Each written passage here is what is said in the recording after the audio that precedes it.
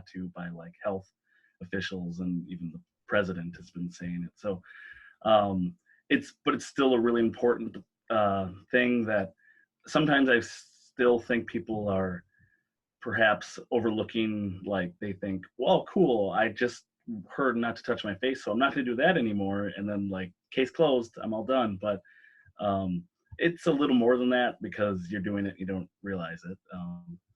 Which and yeah, this data used to be like a big shocker to people. Now it's kind of not, I guess, maybe. This is, again, I apologize for PowerPoints, but yes, the CDC has been saying this for years. I mean, and it's just become like, because COVID's so new, there's a lot of things they don't know about it, but they're still really confident that it's not airborne, it is droplet, which people confuse the two. I'll spend a moment on that. Airborne means that the virus could spread without the need of like a droplet of moisture or mucus. But that is not the case in COVID. Airborne is very rare, and COVID just happens to live on surfaces for a very, very long time. And droplet usually has like a 6-foot distance where somebody's coughing or sneezing, and you want to have, stay back. But I heard stories about COVID surviving on surfaces in the cruise ship for like nearly a week, which is like, okay, that's really unusual that a virus could do that, because cold and flu can do like 24 to 48 hours. But and then people just touch surfaces constantly. So they say like wash your hands, that's the best thing you can do. I disagree. The best thing you can do is not touch your face. Like, I strongly disagree, because if you wash your hands as much as humanly possible, it wouldn't be enough. You're constantly touching surfaces at a rate that is unmatched to any amount of hand washing. Like 30 times a minute is what you touch surfaces in a workplace or a public place. It's just, you're constantly having to, try putting your hands behind your back and see how long you can do anything. You'll realize like your fingers are what you interact the world with. And you could wash your hands 100 times a day and it wouldn't be enough. But the good news, those germs do not pass through your skin. They don't go through your fingertips into your bloodstream. They go into your eyes, nose, and mouth, and that is how you pick that stuff up. Yeah, so the other thing is people have been studying this for a while, and there's more studies on it, which is cool. But how many times do people touch their face is been measured at anywhere from 16 to 20 times per hour. It's variable. Some people are a lot more, some people are a lot less. And it's not a disorder. It's not like, oh, you're bad or you're wrong. I mean, it's kind of getting to that. I just saw like a thing that said, when people start touching their face in public, it's going to elicit an ew response, like ewy, icky, why did you just do that? So that tide is totally shifting, but people have no idea they're doing it. I've seen people insist they don't do it at all while they're in conversation with me, touching their face and rubbing their eye, and they're like, well, I don't do that. It's like, I believe you what you're saying, but it's just yeah. So that's the push of why I made these prototypes, and I wanted to know. And I shocked myself when I wore my prototype for the first time, thinking like, oh, this can't be that bad, but it kind of is. Actually, you touch your face, we all do, so much more than we want to. But if you want to change that behavior quickly, you need instant or objective measurement, which you can't generally provide yourself, especially when you're busy thinking about other things. And you need some instant feedback. You can't be told a day later, like, oh, by the way, you touched your face 150 times there. It doesn't really change your behavior. It may make you go, oh, yuck, but tomorrow you'll do it just the same. But so that is a device worn on her shirt, and that's we call it the hands down. And what's cool is, and I've been getting this report from people using it who like, so the grocery store used to be a normal thing, and now it's kind of not. You go to the grocery store, people everywhere wearing face masks, and they have fear in their eyes. They look scared. It's just an uncomfortable situation. But what's cool is wearing the hands down, which I can say I feel a lot safer that I wear it. I bring it to the grocery store or the hardware store or whatever, put it on and go, yeah, like I know I'm not touching my face. I'm not touching my eyes, nose, and mouth. Like I have no doubt, which adds a lot of confidence, and I do feel safer. And then another thing about like the face masks is like, so for Easter, uh, my in-laws dropped off some like Easter baskets really quick, and they just said like hi to the kids in the entryway. And it was like the kids didn't who love their grandparents like thoroughly. There was no real connection there. They just didn't hardly recognize them, or they knew who they were.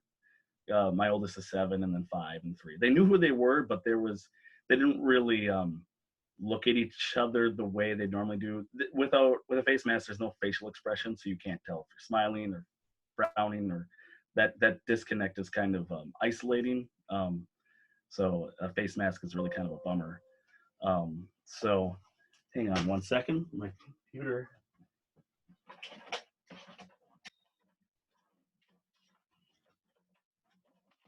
Computer just told me my battery's low and I forgot to plug it in. We'll get that in a second.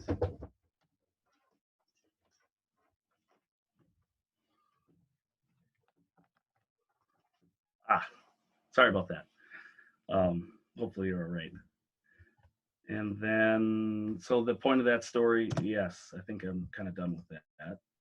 A lot of just things I might have forgotten.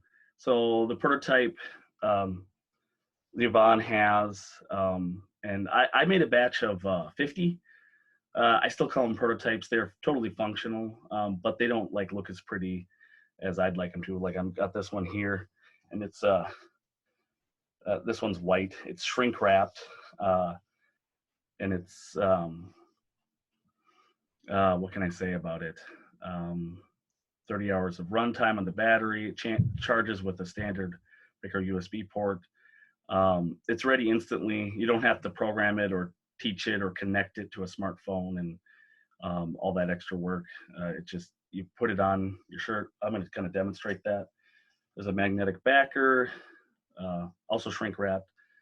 Put it behind your shirt, and then there's magnets on both sides, and there it is. It just holds on, and then there's a power button right in the middle, and there's just sensors that detect when things are in front of it.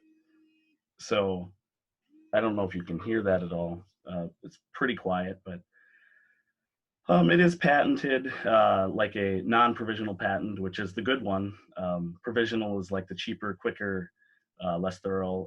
I'm not an intellectual property guy, but that's how I understand it. I hired an intellectual property attorney to cover that, and our patent has been awarded, and we've got it. The company name, NoTouch LLC. I'm in St. Paul. That's where it's headquartered. And we launched this in 2016, but this is a big change. COVID completely like exploded the interest for how much, what this product was. We do accept orders. And I have a team, my cousin Mike, and then Paul Gavick. I've known, he's kind of a past job I knew him from, and myself. And Mike and I both have day jobs, like as in I work in Minneapolis for a shingle factory. I'm a maintenance electrician. Mike works for 3M.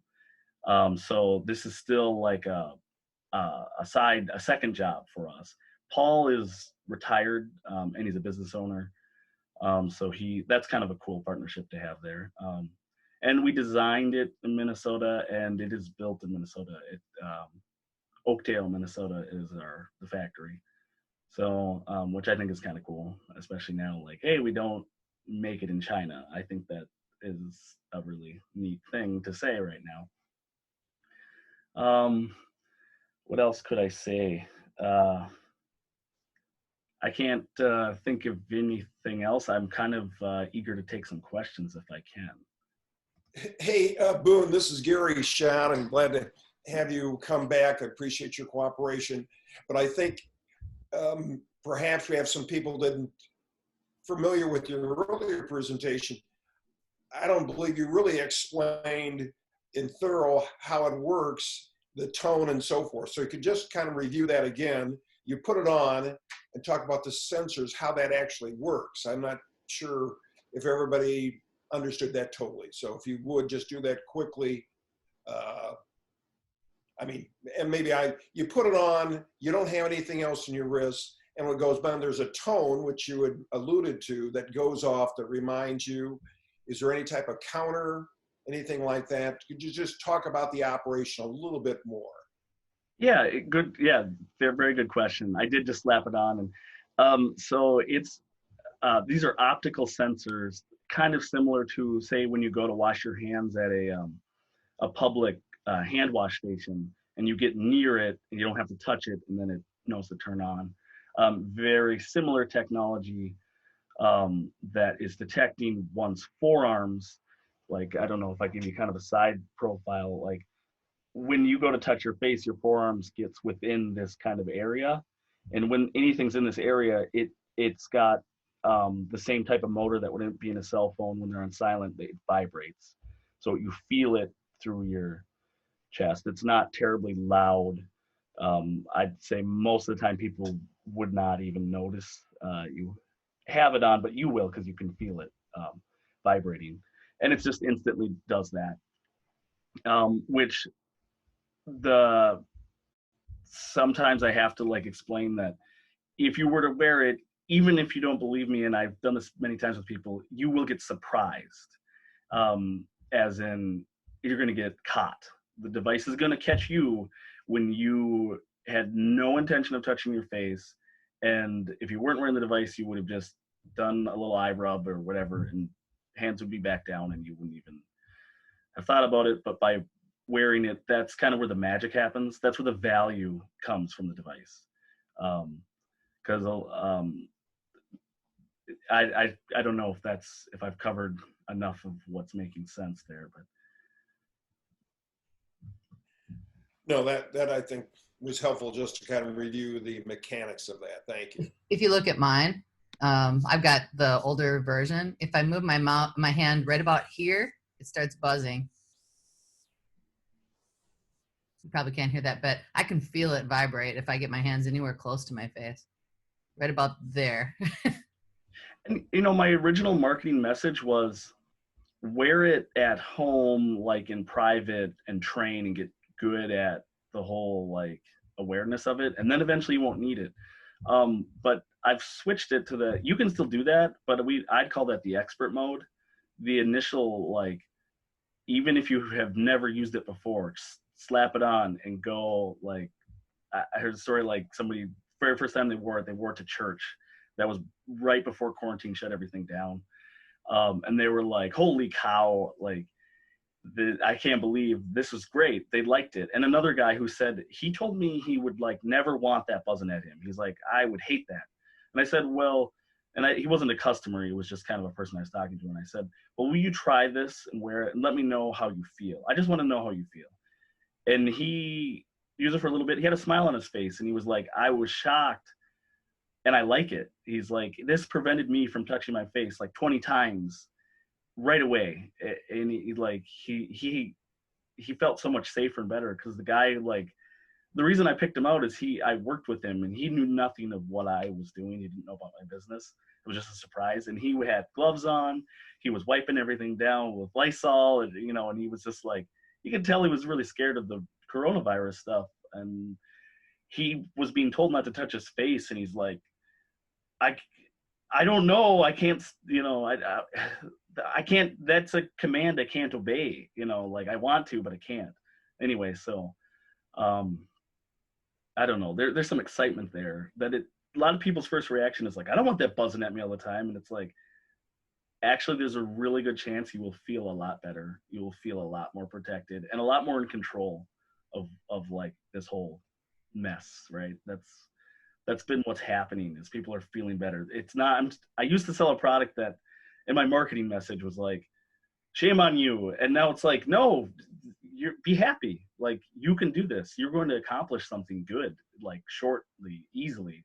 It's worth it. You're getting value here. So Boone, we have some folks that have questions. How about Wendell? I think you were ready for I do. I just saw you take a drink. So was it buzzing in that? And Yeah. so let's say you want to eat or take a drink, do you turn it off or just work through that? You can just press it and drink, and then it doesn't buzz. Okay. Yeah, I'd agree. Eating and drinking, I wouldn't have it on. Mm-hmm. But shopping, yes, I would have it on. Like that's primo time when you go out to public because you still, well, you don't have to go to the grocery store, but sometimes you do. Sometimes you have to go to some store. I assume all you do, but I don't know. So Julie has a question. Go ahead, Julie. So I'm not gonna turn on my video because nobody wants to see me right away this morning. But and you can't tell from my picture, but I have kind of crazy, curly, wild hair. And you might not be able to answer this just looking at you, but I touch my hair all the time. I'm sure I touch my face all the time too. But what kind of effect will that buzz all the time as I'm touching my hair? And maybe is that a good thing? Have you had any feedback on that? Can I spread as much as I'm flipping my hair back and forth like one of those annoying people all day? Well, I obviously, yes, you can tell I don't know a lot about hair, but I do actually have a really happy customer who, her son, who I think was 9 at the time, he had a little bald spot here because he would twirl his hair as a nervous habit. And she was like, can I, use that for this? And I said, absolutely. And this was, I got, let's say a year or two ago. And he was allowed to wear it at school in class. His teachers were fine with it. It wasn't a wild, oh, you're in trouble. But he wore it, and his hair's grown back. Like he just would sit in class wearing this thing because that's when he did it a lot. He'd be in his classroom twirling his hair, and that was his time that he had that nervous habit. So in your case, I don't know exactly what you mean. I don't know about your hair, but I don't know if I spread germs so much touching my hair as I do my face. Probably the same amount, but just as someone, I'm in marketing, so as feedback then, since you've had that feedback, as someone who, if someone wants to stop flipping their hair, or someone wants to stop twirling their hair, or even someone which is doing something even more gross as chewing their nails, this probably will help them as well. It might be an opportunity for like a second, a second path of marketing for you. Yeah, and that has come up for sure. Like I presented this and I was more about infection and things like that. And Yvonne was like, oh, well, I bite my nails. I want it for that. And it's like, cool. Way more people do approach me than probably half of the people who ever talk to me are about something not specific to infection, but I used to bite my nails before I got this. It's been 3 years. So ever since I got this device. So I'm a great testimonial for like stopping those kinds of habits. Yeah. I just wasn't aware of how many times I was bringing my, hands up to my mouth until I got this thing. Right. And the hair thing, again, I don't think you're spreading disease when you twirl your hair, but you said you don't like it or you do. I'm not sure. I sure don't mind it, but I would imagine other people think it's annoying. I've never been annoyed by that, but maybe. So we have a question from Jeremy. Well, Jeremy, you want to go ahead and ask your question? Yeah, so I was wondering, will it allow you to have like Bluetooth capability and do tallies of your daily face touching warnings? The current product does not. Actually, in the very early prototype phase, I had one that could Bluetooth connect to like an iPad or an iPhone. It could tally. It could do all that. They would just kick that data back out. I just for the sake of cost and speed, I abandoned it because I didn't get enough. I kind of did some test marketing where I would say like, well, will you buy this, product that has all those features? And I saw no actual movement towards purchase. I hear the idea. You're the 100th guy to tell me that, but until I see an actual sale because of it, I won't move on it because I will. I actually do attempt to sell that option. Interesting though. They will buy. I'm sorry, I didn't mean to cut you off. What's interesting about that though, Boone, is I do have all of the fitness trackers and stuff, and when we go for walks and runs, and to be honest, I abandoned using them because I do it for personal reasons. I don't care what my tally is, but it was just a question. And honestly, if I were to buy one, I wouldn't probably use that feature. Oh yeah, yeah, exactly. Because like, we couldn't quite see why. Yeah, people didn't. It's a cool idea, but it doesn't seem to move the needle for sales. And as a startup company, I have to be really strict on what features do we put in and what don't we, because some could cost, like if I took all the ideas, it'd be $250,000, and I can really typically answer those questions, like should I spend the $250,000 or not, and I can usually answer the question without spending it, because I can just say, well, I can test market and just approach people. And I should mention, I have a competitor, NoTouch. They're out of Washington, and they have all those features. Just about everything that has ever been suggested to me, they have. So I've been trying to sell the NoTouch. I'll approach people as if I have nothing to do with hands down. They'll talk about face touching, and I know that's what they're into. And I'll say, well, there's this product. Will you buy the NoTouch? It's a wrist-worn device. It vibrates when it's used as accelerometers. When you bring it up, it knows. And it's $50 a wrist, which is right on point with my price, because mine is $100 for both hands. And I was not able to sell NoTouch at any rate. People won't buy that. I don't know. You know what I mean? Like, and it has the smartphone connection, and all those things that don't actually seem to move the needle for sales. So Amber has a question for you. Well, mine was kind of the same on Julie's, but I was sitting here listening and going like this, and I'm like, oh my gosh, I'm touching my face. Like, my sister's an RN and works at Mayo, and she's always like, well, you have strep. Well, how many times have you touched your face? And she's got hand sanitizer even before this started in her car door slots. I mean, she's just very, don't touch your face. So it's awesome product. I didn't even know it existed. And kind of the same thing. I have friends on Zoom. I don't know why they don't say it in person, but I'm always playing with my hair too. So that was a good question. And then the other thing was, do you have a Facebook page, or how can we promote you? I do have a Facebook page, and I have a website. The Facebook page is probably a good one. It seems pretty active and engaged, and posting things that are funny, like videos of CDC professionals saying don't touch your face, and then touching their face like a second later.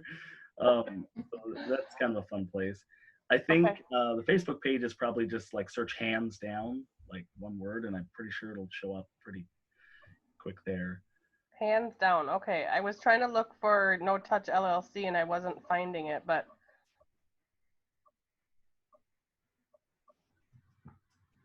And I didn't mention this much, but so we do have a patent, and I've never tried to sell my patent, but I have been approached by two different, I'd say they were kind of inventor people who offered to buy my patent, one for like 50 grand and one they didn't give a number, but I told them I didn't want to sell it. And I told them, like, if you want to invent something, like, let's work this out. Like, go ahead, invent your thing, and just pay me a license, or I don't know, an upfront cost. I don't know. Like, you do what you're going to do to help with COVID, and I'm going to do what I want to do. But I don't want to be bought out, especially at such a low price. But I'm hopeful that bigger companies will. I have no doubt that bigger companies will incorporate these no face touch features into their products. And I'm hopeful that my patent is relevant in that regard. So from a business perspective, I think that's a pretty strong position. People have reached out to me and they're like, yeah, when I search for this sort of technology patent, you're the front runner, you're the guy. Nobody really, there's like some goofy patents that we found in our patent search before we began. Like years ago, somebody built like an elbow brace that all it did was prevent your elbow from like going too much of a bend so that it was like impossible to touch your face. I mean, maybe that would become viable in this today's market. I don't know. We kind of thought it was funny at the time that like it's just restricting one, and it was for the purpose of preventing disease. So the reason I know about it is patent search, right? And we're like, well, we're not infringing on each other in any way, but short of that, like there's not, there doesn't really seem to be, like, according to this random lawyer guys who find me and kind of want to partner with me because they're like, you're the guy. And I'm like, I don't really know what I can offer you and what you can offer me at this time. I haven't figured that out whatsoever, but So I feel any, flattering. we have to wrap up a little bit. So any last questions from anyone in the group?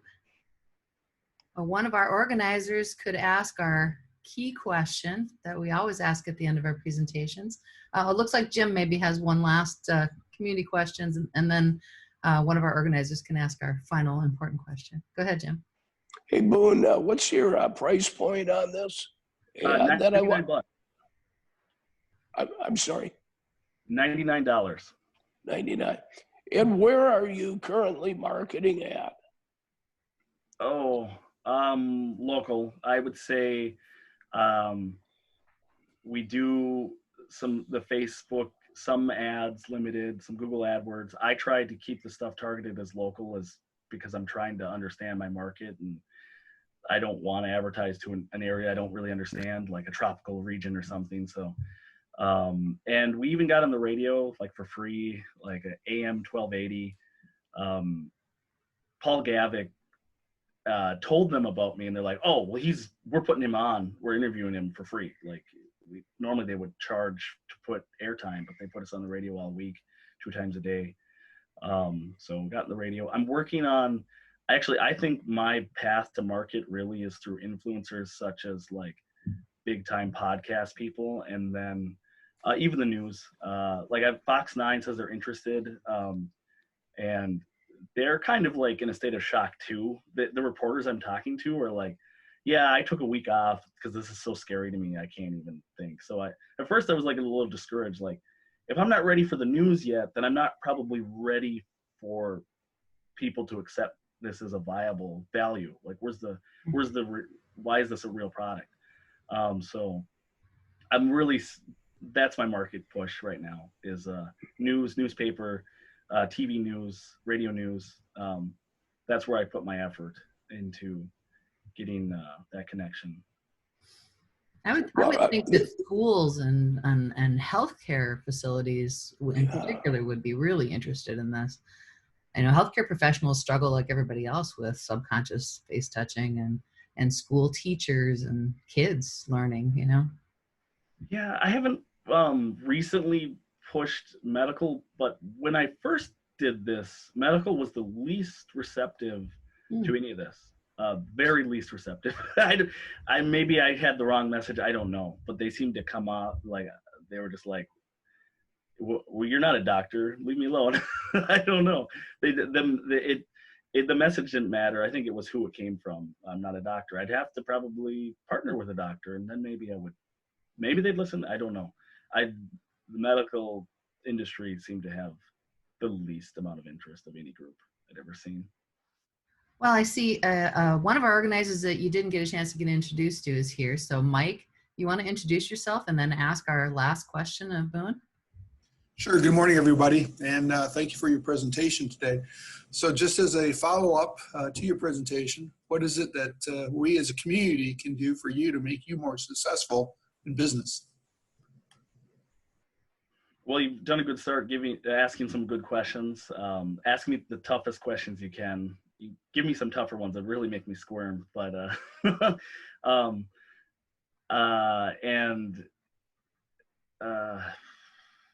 ideas of who I should be contacting or any.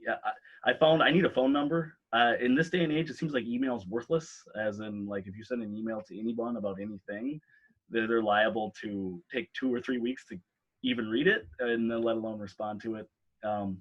If you give me a phone number of a person I should talk to, that's all I really want. And when I say like a sale is fine, or if someone you think would want to buy it, that's really great for me to have a conversation, because let's say they want to and then they don't, and I ask, well, why don't I want to buy this? That's really important information I need to know. So that's my answer to your question, Mike. Yvonne, kind of a direct question, roundabout way back to Mike. Was this a Launch Minnesota type initiative that you think that could work for them? Yeah, I think so. We should talk more about that. And, Yeah, and see we should. and it might be that you need a different person doing the marketing, and maybe getting an influencer in the healthcare field might be a helpful thing too. And Launch Minnesota can help you with some of that, connections. Let's definitely follow up on that. Thanks, Mike. I think that's great. Awesome conversation. Good questions and answers. Thank you so much, Boone.